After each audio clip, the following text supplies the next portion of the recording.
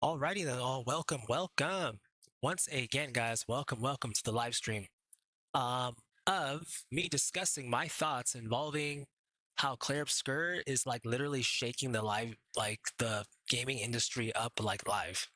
It's funny, I was gonna say live, but yeah, guys, it's like just like a free talk session right now. It's definitely not anything as far as like a live stream. I'm just kind of just giving my thoughts on the whole um, the whole like area in which the gaming industry is in respectively as of right now.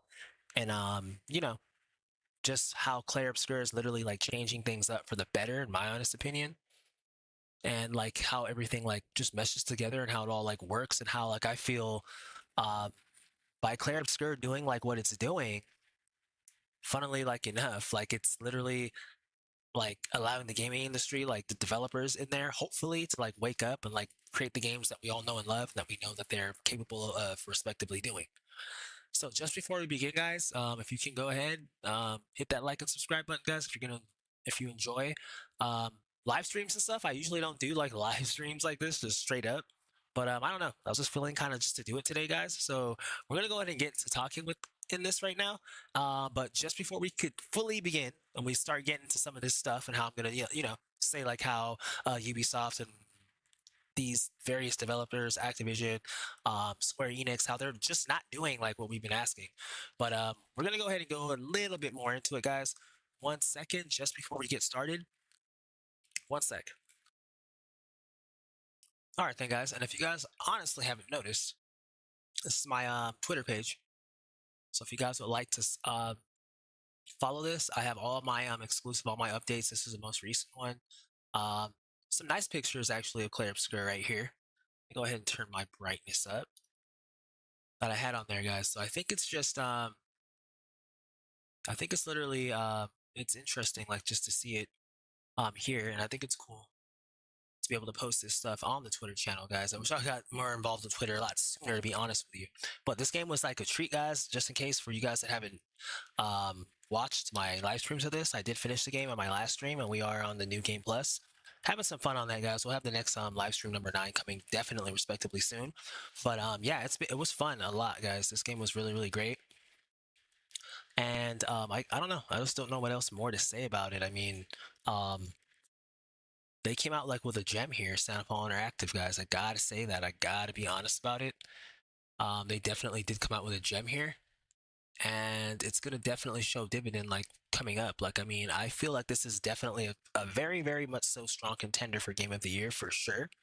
Um, I mean, I don't know what else more I can say about it, like in that sense, in that aspect. And I think it does more good for the gaming community than negative, to be honest with you, because it offers so many like it just rejuvenates like not only just the JRPG genre, obviously with the turn-based combat, it also brings back that drive and that passion I feel, guys, with this game, which is why I'm gonna go ahead and start with. Let me see which article is it right here. We're gonna go ahead and start with a BBC article, guys, right here, and this is huge for them to even be mentioning this game on there, just showing you the magnitude and the greatness and the successfulness of this, guys. And I'm gonna go ahead and show you how Clair Obscur meshes in to like things like the Division 2, for you Call of Duty fans, even Call of Duty Black Ops 6, how that wasn't what it was supposed to be. Um, Also how like Rockstar's like pushing GTA 6 back and different stuff like, and not sure why they would be doing it, but I think I might have an idea why, and I think like Clair Obscur is going to more or less allow these bigger companies to start giving us the games like they know we should be getting, and like start putting in that effort that they respectively should be putting in. So here's what we're going to do, guys. We're going to start here. Clair Obscur, how a passion. Okay, guys, I want you to pay attention to this right here. Passion.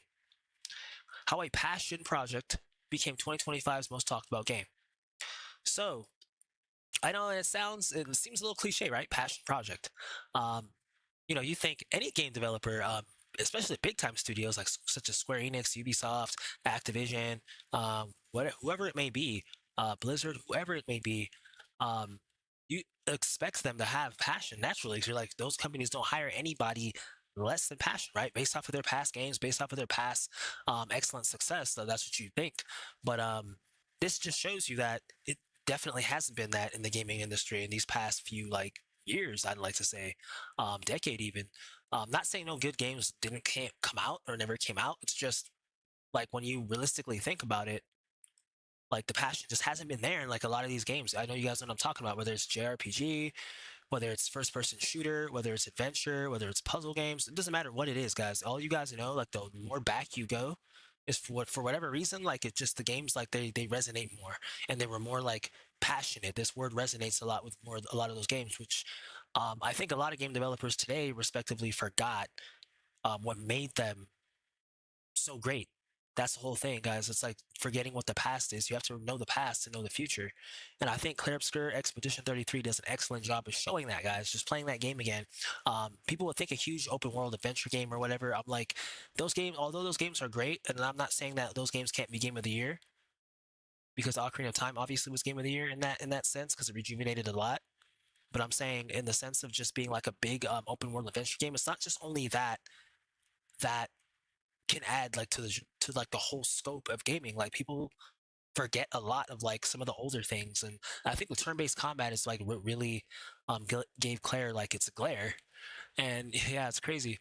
It really gave Claire its glare, and it's like I feel that that's why this game is so looked at, and it just comes down to this, guys. It comes down to this: the passion right here that went into it. I just think a lot of games, like, I mean, a lot of development studios lack that. And I'll go ahead and just say it right now, like in the sense of like, you guys already know, like mostly what I play, mostly what I do, the Division 2 community respectively. Like, if they had devs like this, and it's no knock at all on the devs they currently respectively have, I'm just saying, if they had devs that with this passion right here, this word right here, that literally wanted to make that and we're like, hey, let's do this, these people have been waiting 5 years, there's no way we can release just this, you'd see like that would have been crazy. We'd probably got like 3 new legendaries. We would have got like a new incursion in addition to that.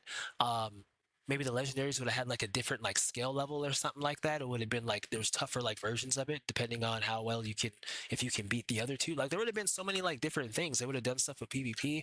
So I'm like, I just see like how like this game is shaking up the industry, because all of these developers, regardless of if they're in the JRP genre or not, they're seeing this.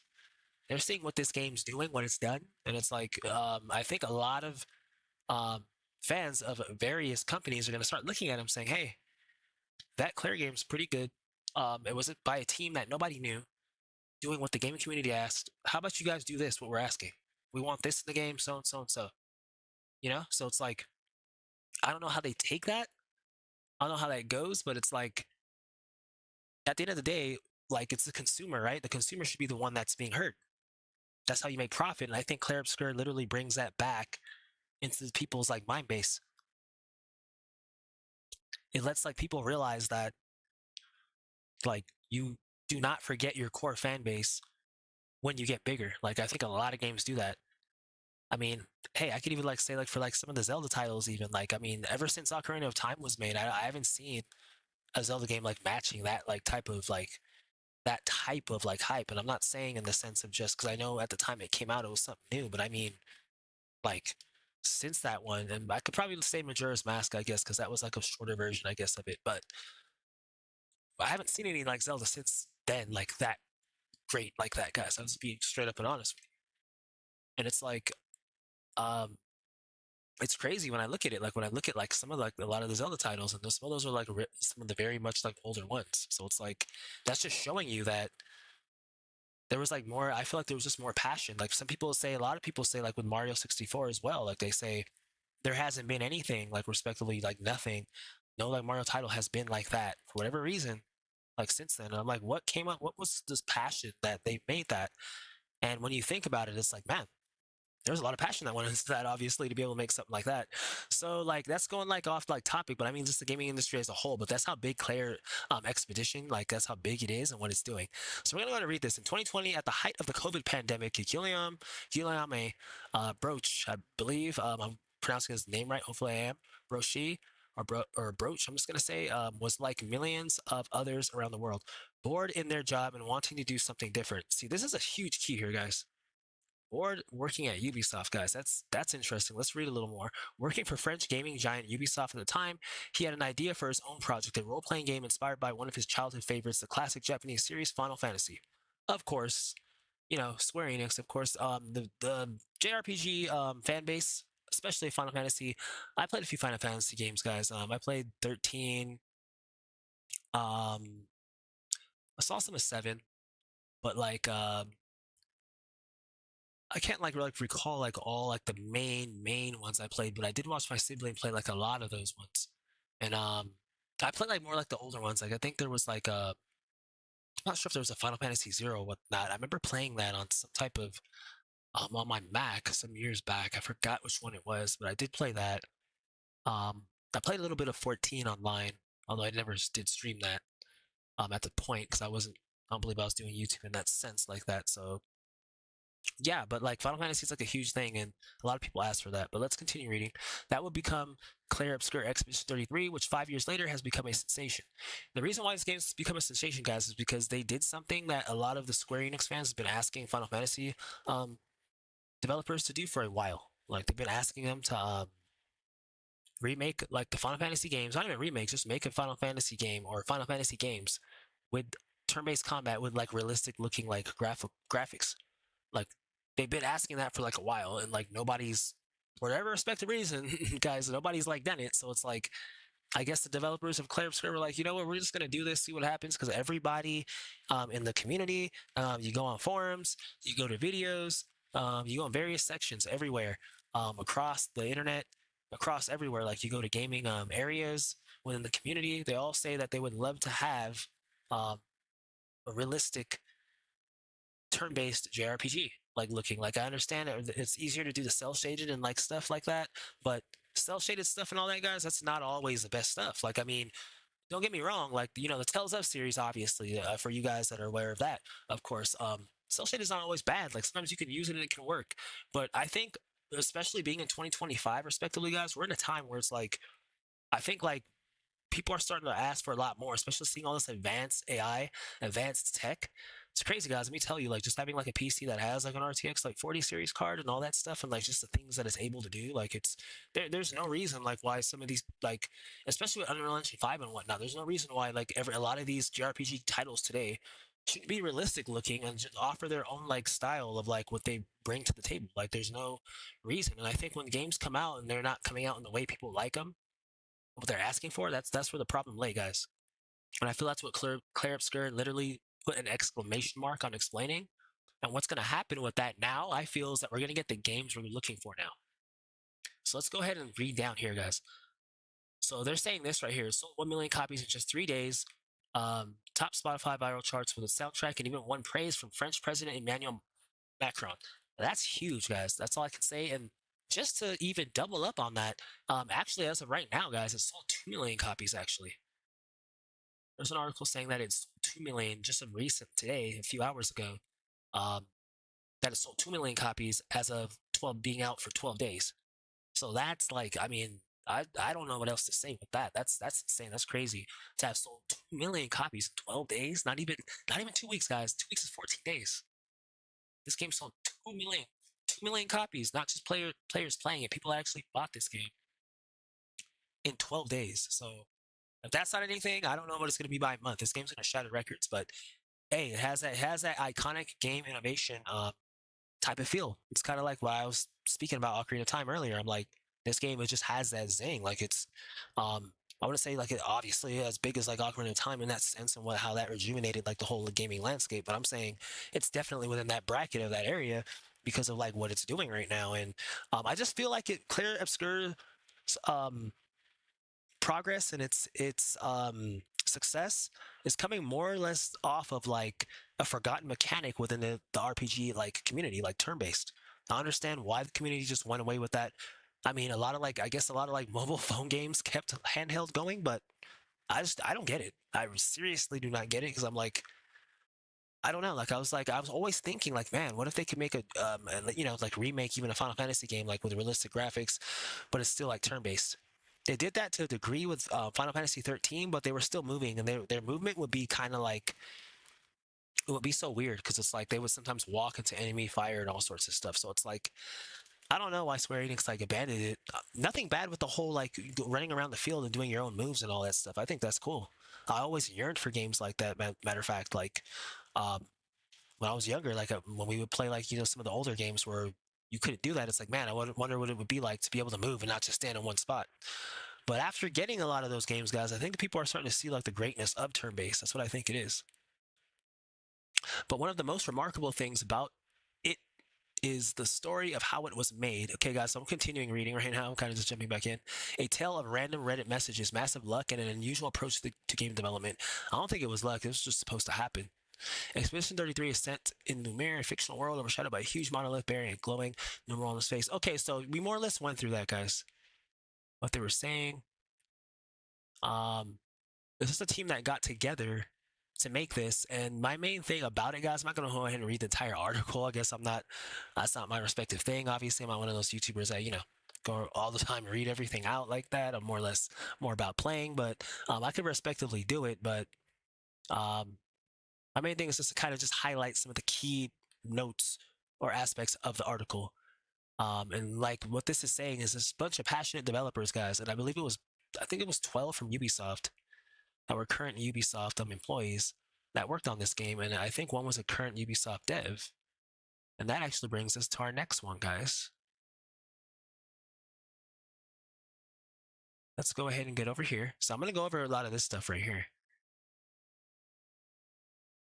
Passion Project became the most talked about game. Okay, so let's see. Boom, boom. Okay, we're over here.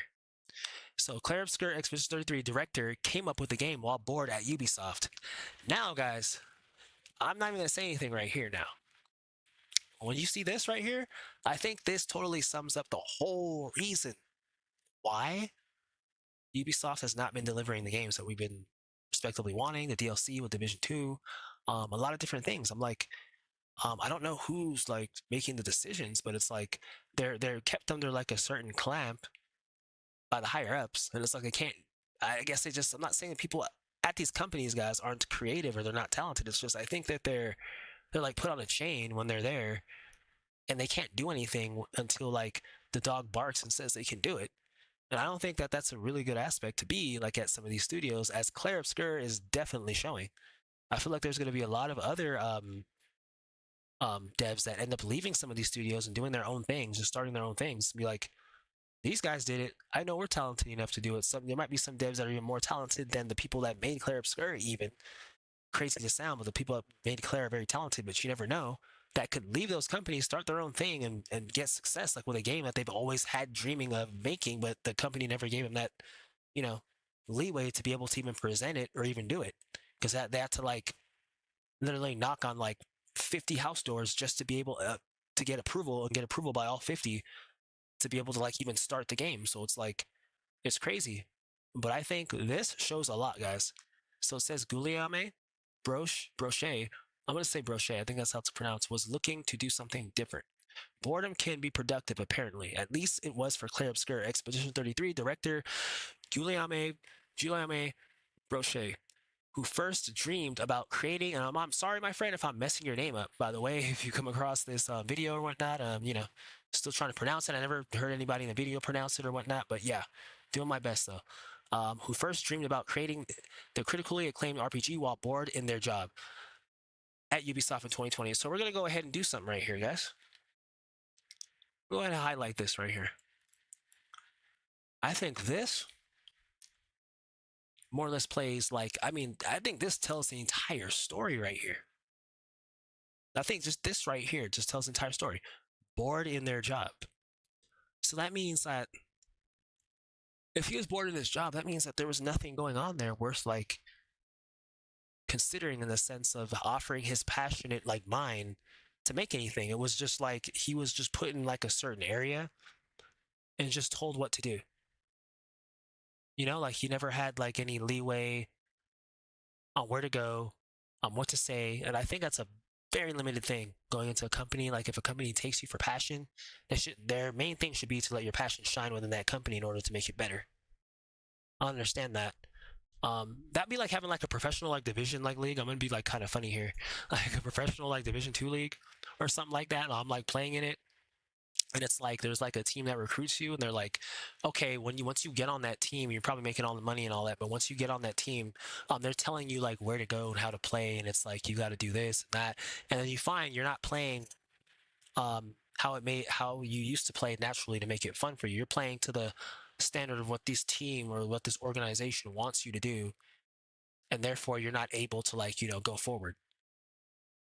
you're not able like to really like excel in the way you would excel in order to make that organization realistically better. Like you're not able to do that. I think that's what happens a lot. Like with even some sports teams, I think they obviously take some players or whatever, and it's like some of the players don't feel that they can really express themselves or shine in the ways that they were able to in some past teams, and then sometimes they get traded, and you'll see them things happen, and it's like, oh wow, how did that not happen there? Well, it's because that team never really gave them an opportunity to be able to um, bring themselves out like in the way that they wanted to. So it's like I feel like with Clair Obscur doing this, I feel like there's the like these bigger dev communities are gonna really definitely guys have to like really step on like the gas and really start offering the people they hire like more leeway in the company, like really have meetings that like they talk about stuff and like really let everybody's mind be heard, and like really consider everything, because it's like what, especially most importantly guys, come on, what the gaming community is suggesting. I mean, shit, if you're not gonna listen to what the community that's spending the money on your products is saying, then like what else can, I mean, what else is there respectively to do? Let's kind of turn this brightness down, guys. This thing's, man, my eyes, I don't know why the hell that's all the way up. Hold on, it's a little funny. Okay, so it says BBC reports Brochet then started looking to do something different while working at the French company known for Assassin's Creed, Just Dance, and Splinter Cell. Okay, so I'll say this at least with Assassin's Creed, like Assassin's Creed Shadows coming from Ubisoft, that one was actually pretty good. It's funny, that's the one that was bombed a lot, but that one was actually one of the more decent-ish ones that coming out in a few years. So, not saying it's all doom and gloom. It's just a lot of these companies need to just start listening to what like developers are asking for, like in not developers, but fans, consumers are asking for, because they're the ones buying your games. They're the ones that are like pre-ordering all that stuff, paying $100, $200 on some of this stuff, like when it releases. So why would you not listen to somebody that's spending that type of money on your products? I don't get it. Um, I mean, you get new fans, but you always got to keep the core fan base at the helm, because if you don't do that, you'll go downhill. Like there's no if and or but about it. Like I don't understand how people don't get it. They want a lot of different people. They want a lot of money. I get it. Totally understandable. But it's like, come on. At some point, guys, like we gotta be realistic and be like, hey, I make something and I earn $1 million off of you guys as fans or whatnot. I'm not gonna just throw that in the trash all of a sudden and just not care about it or do it, or start caring about like, other people, what other like newer people that were never on the train to begin with in the first place think. That doesn't even make sense. That's like a recipe for disaster completely. So yeah, I think like a lot of these companies are knowing that. And a lot of them have been eating well, they've been having a lot of money, but I think a lot of that's changing up. They're seeing Claire and like it's Clair Obscur and like its success, how fast it's coming up, how fast they're getting money, and it's like you guys missed out big time. Okay, so but he was going to need help building a game inspired by one of his favorite franchises growing up, Final Fantasy. Okay, so yeah, he was basically bored at Ubisoft, guys. So I wanted that's one of the main things, one of the main parts I wanted to get into. We're 28 minutes in. It's excellent, excellent. It's cool. I enjoy this, guys. I enjoy like just giving my thoughts, talking about it. I usually don't do this. You guys like it like this? Give it a like. I'll do some more of this on some of the other games. If you guys want to hear this on any other game, uh, I could always do this. But like I said, I'm just gonna go ahead and continue looking into it. I find it a little interesting. Um, it said Brochet found his writer in a funny way, according to the BBC. Wow. Let me see. Respond to his Reddit post asking for voice actors. Okay, so it says Svenberg Yen responded to one of his Reddit posts asking for voice actors, and she was cast as a major character initially. But then she transitioned to serving as a lead writer for Clair Obscur Expedition 33. Meanwhile, Brochet plucked composer Lorraine Testard from Bandcamp, even though the musician didn't have any background working on video games. We have, I think, an amazing team, mostly of junior people, but they are so incredibly invested in the project and talented. Okay, so we're gonna go ahead and highlight this sentence once again, guys. Like as I was saying, it wasn't even about them being junior people. See, that's one thing that I'm sure Brochet did see, but I'm sure that that's something that it's like, it's not even about them being junior people. As long as they know it and they're talented, the thing is that they're so incredibly invested in the project and talented. They were talented and they were invested, guys. That's the main thing. This is one of the main like areas I believe like Ubisoft. As far as like one of the main games I played, Division 2, I feel like that's like where it's like lacking in. Like being invested in the talent. Obviously, I'm not gonna go ahead and like knock the talent. I don't know, but it could be the talent. Who knows? But I'm just gonna go ahead and say the infestation, like um, being invested in it. I don't know. I just don't feel like a lot of the like people there could be invested in it. I'm not saying they're not. Hold on one second, guys. I mean, as far as like what I was saying like from before, like I just don't think that they had like invested like time in. Like I feel like I'm not saying the devs aren't invested, but I feel like the like higher ups aren't allowing them to have the time to be invested enough in to be able to like, do what they want to do. I don't know, whatever it might be, guys, but I feel like money is like hurting the industry in that sense. That's what I feel. So it's like that's the only thing I can say about it. Like it's just like that. That proves it right there, guys. Junior developers doesn't matter. It just shows you that this game, like the greatness that it did and what it presented, it more or less just shows you that what can be brought to the table when you have talented, not just talented, but also invested, meaning they love the series, they play the game, they want to see the game progress. What more can I say?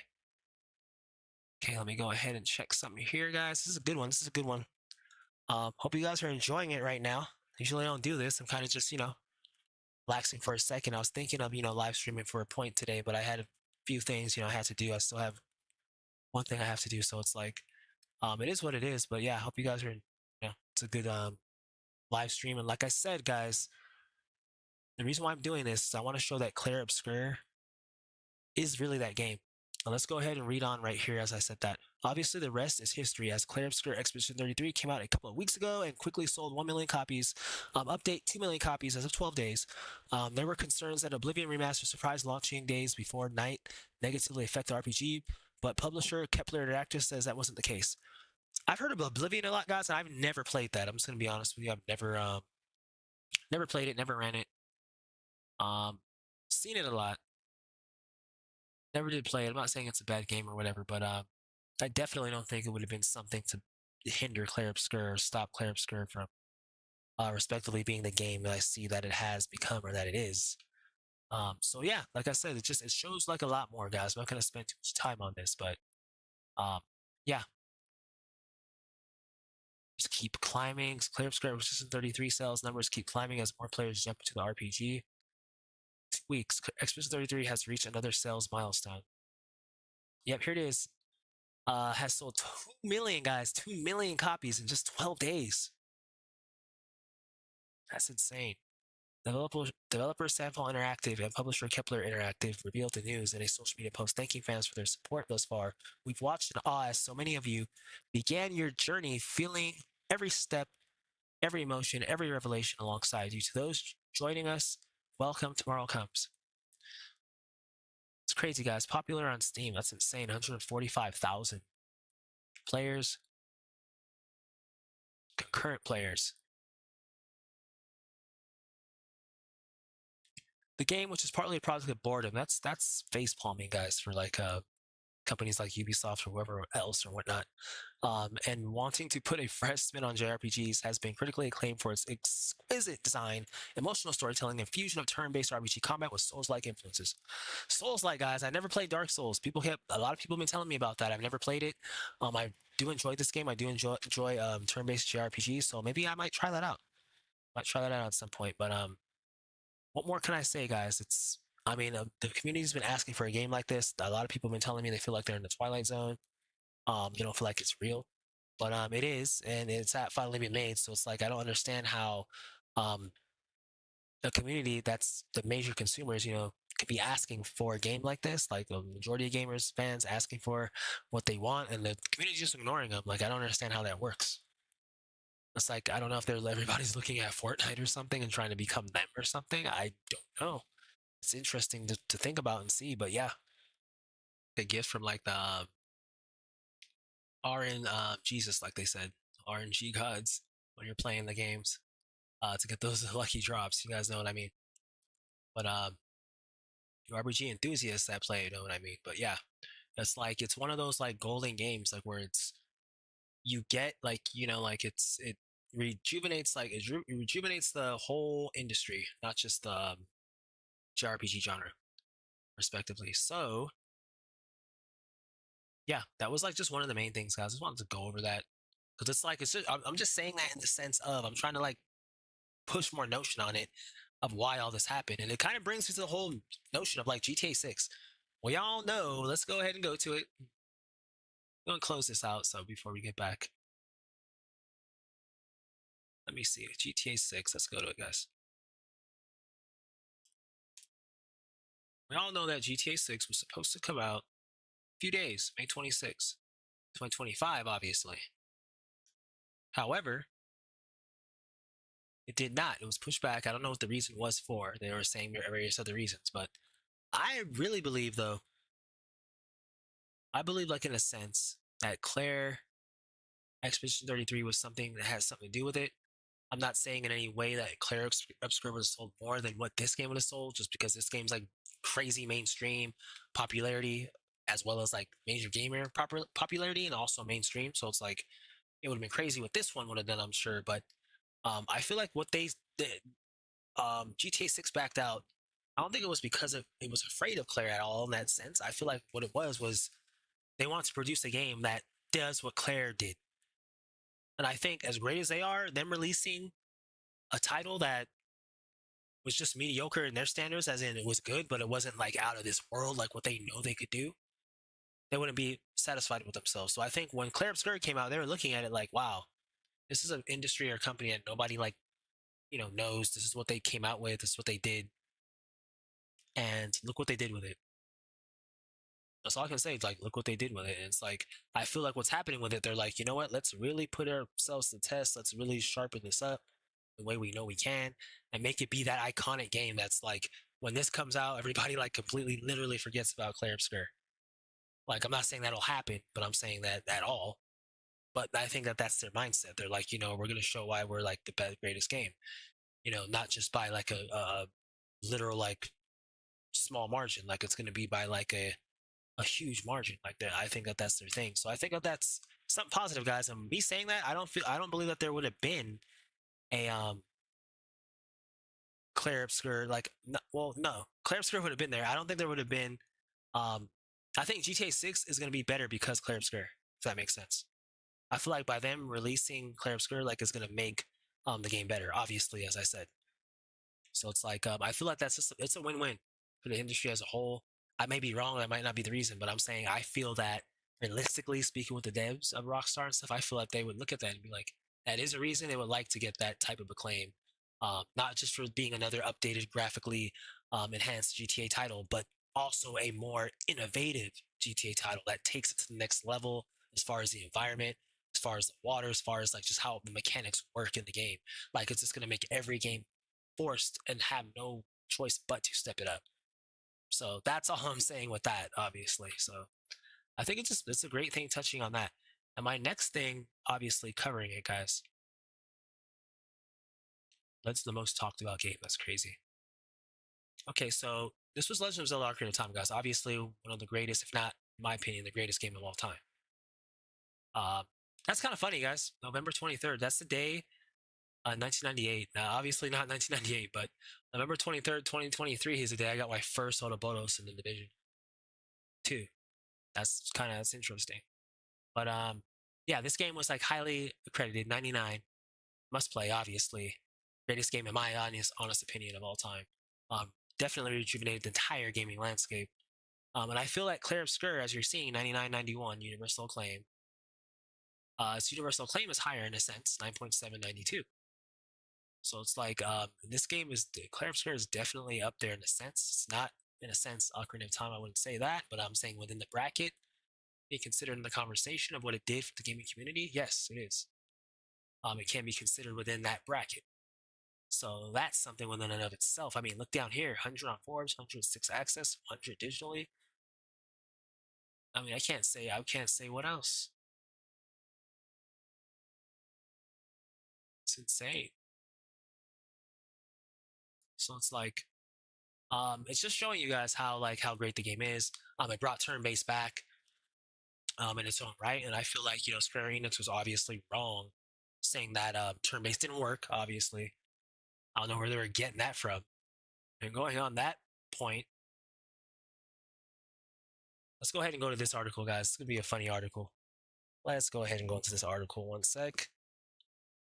It says Square Enix is probably kicking itself seeing the success of realistic turn-based JRPG Clair Obscur. Expedition 33 analyst says, after being reticent to do it with the Final Fantasy series. So that's like, that's insane. Let me see. That's just insane. This is what a lot of the turn-based JRPG fan base, including myself, has been asking for a while. A realistic turn-based JRPG, and I don't. That's this is an area right here where I feel highly that the devs dropped the ball in that sense. Like it's like they just, for whatever reason, despite us saying that, they just felt like it wouldn't work. And the funny thing about it is that you'd think that turn-based would be a lot easier to make, considering like the whole free roam and walking around and all the moves and stuff. That would be a lot harder to implement. You just assume that it would be, obviously. Like you're thinking that doing a turn-based game, you're thinking for them would be a lot easier. Kind of be a little, they wouldn't probably have to do so much. Maybe all they have to do is make it realistic looking, have a good story. But I think what Clair Obscur also did with this turn-based genre, respectively, is they added more depth to it. Like if you play the game, you can see how you're able to dodge at will, although it's not the easiest thing. You're able to also add different attacks, go again, based off of your attack you're doing, depending on the magic, the AP you saved up. It's just showing you how you can incorporate modern day aesthetics into a old school JRPG. And they showed it perfectly how it could be done. Maybe the Final Fantasy devs, I'm just saying honestly, maybe the Square Enix devs didn't really know how to do that. Maybe they were just thinking maybe the old school way. They didn't really know how to incorporate like a modern day feel to it. I think Clair Obscur obviously revealed how you should do that, how it should be done. So I think that adds like a whole weight to it as well. So I feel like that's just interesting right now, guys. Just giving you my thoughts. 42 minutes in, I know I've been going on for a bit, but hey, just giving you my thoughts on the whole area of what Clair Obscur did, and like why it's so great, and why you guys honestly should play it. For those of you guys that have never played Clair Obscur Expedition 33, I would say definitely to get on it and play it for sure, because it is definitely a high level game. It's something that definitely it changes things up. It gives you that nostalgic JRPG feel. For those of you that definitely do know the old school style of playing, for those of you that don't know that style of playing, I feel it will offer something new for you. And I feel like it's something that you'll come to enjoy. Like if you just give it a chance and you start playing it, and you just give it like chance to learn it. You give yourself time. Obviously, you might die 50 times that one enemy. Let me tell you. Not saying I have like that at all, because obviously I'm used to it from past titles. But I'm saying if that happens, I'm saying you'll get used to it and you'll find like maybe like an underlevel like love that you didn't know you had for games like this, because it's really more simpler in the aspect of like just like the fighting style and just making it more like game like and just more interesting like. And the music of Clair Obscur is just, it's insane. Like I mean, it's wonderful. I love it, like definitely as well. So it's like they have all that. They have like so much going on with this game, more so than just its mechanics as well. So I mean, I think that they did so much. They brought it all back, and I think the music was a very iconic thing of games like Final Fantasy VII, maybe Legends of Dragoon. It was a very prominent thing of those games. A lot of those titles. I mean, going back to Ocarina of Time, for instance, a lot of people say they remember a lot of music from that game. Obviously, I do. Remember iconic songs from Ocarina of Time. Obviously, playing the original on the N64. So it's like it's crazy. Like, I mean, I just don't understand like um how the series has like forgotten like those things. Like how um you know, the key things that make these games great, they forget, the storyline, the music, everything. And I feel like it could still be there, but I feel like if they don't do it, it's going to definitely lead to a lot more smaller developers, developer type groups of breaking off from them and doing their own thing and what they believe is a good vision, whether that be first person shooter, adventure game, whatever it is, guys, whatever it might be. I feel like they're just going to have that confidence to say, you know what, we need to make this shooter game. We need to make this open world zombie game. You know what? Clair Obscur is right. I've always been thinking of doing this. Maybe we need to do this within this community. That's going to lead to more like things being done. So it's like, I just feel that there's also that. You see, they also said combat and relatively low Let's see what our, let me see, 64, 54, boom, okay. It's funny, I always check my PC's temperature like that. But yeah, guys, the Clair Obscur Expedition 33. Obviously, I was gonna say the PC version of it because I played the PC version of it, but yeah, I mean, like it's one of those games. And they're saying that this guy, back in 2022, Final Fantasy 16 producer Naoki Yoshida told Games Radar that he understood the appeal of turn-based combat. After all, he came up alongside that style of gameplay, just as series fans did. Um, but he equally deems to believe that action-based battles are a far better fit for games with realistic graphics. One thing that we found recently is that as graphics get better and better, and as characters become more realistic and more photoreal, is that the combination of that realism with a very unreal sense of turn-based commands doesn't really fit together. You have this kind of strange gap that emerges. That's what he's saying, but here's the thing. Are we playing a video game or are we watching a movie? That's what it comes down to, because it's like if people want that stuff and it's gamers that are playing your thing, and although they want it looking realistic, they still want it feeling like a game at the end of the day when they're playing it. If you're taking that away from them and you're forcing them to play in a way that you don't want, that never works. Which is also, as I said, guys, while I was never also a fan of like modifiers in the division, I feel like they just added them in, and it's like shouldn't be any, there should never be a way you're forced to play anything. Um, if it's something great, if the game is good, you should never be forced to have to play a certain way. It should never be like that. So it's like, I mean, they respectively are going in the direction they're going, and it is what it is.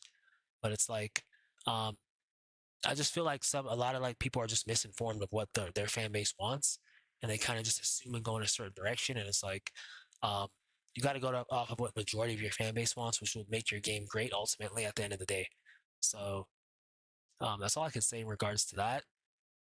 But yeah, guys, that's one of like the main reasons why they were, I was like more or less saying, or why like a lot of people, they're more or less saying, um, Clair Obscur more or less, rejuvenated the gaming industry, like in the sense of just like what a true video game actually is, what everybody's looking for, everybody loves to play. I mean, hell, it is what it is, like, and what I'm going to go ahead and add to that as well, guys, just straight up off the bat, is